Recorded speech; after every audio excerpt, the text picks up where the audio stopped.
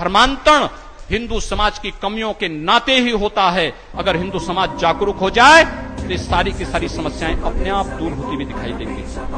और हुआ है। जनसंख्या के जो वर्तमान आंकड़े आए हैं, आप उठा करके देखिए, 2011 रिलीजियस डेमोग्राफी ऑफ इंडिया, उस ग्रंथ को उठा करके देखिए। उस ग्रंथ में देश के अंदर कोई एक क्षेत्र है जहां पर मुसलमानों की आबादी घटी है तो वह गोरखपुर क्षेत्र है, कोई दूसरा क्षेत्र नहीं। और वह क्षेत्र हमने किसी को मारा नहीं है, हमने किसी को भगाया नहीं है, हमने किसी को प्रताड़ित नहीं किया है, हमने केवल हिंदुओं को जागरूक कर दिया है, हिंदुओं को संगठित कर दिया है। उसका परिणाम सामने आ गया है कि रिलीजियस डेमोग्राफी में हमारे 10 वर्षों का जो कार्य है वह कार्य इस रूप में सामने आ गया है कि हिंदुओं की संख्या बढ़ी है, बाकी शेष की घटी है।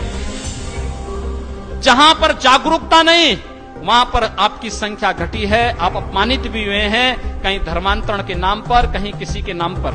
आपने देखा होगा यहां पर मुरादाबाद में हुआ था, रामपुर में भी हुआ था। वाल्मीकि बस्ती इसलिए उजाड़ने का प्रयास होता है कि वे लोग मुसलमान बन जाए। हम लोग उस पर बयान दिए थे। मैं लखनऊ पहुंचा था, हमारे कार्यकर्ता वहां गए थे, आंदोलन हुआ बाद में।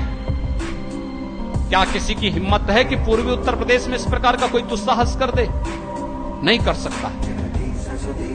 अगर हुआ है इसलिए क्योंकि वहां पर आप या तो अल्पसंख्यक हैं या संगठित नहीं है। हम छोटी छोटी बातों को लेकर के अपना विरोध दर्ज करने लगते हैं। एक विराटता लाइए, व्यापकता लाइए, अनुशासन में रहना सीखिए, एक अनुशासन की परिधि तय कर लीजिए, अपने से बड़ों का सम्मान करना सीख लीजिए, तो छोटा अपने आप आपको सम्मान देना प्रारंभ कर देगा।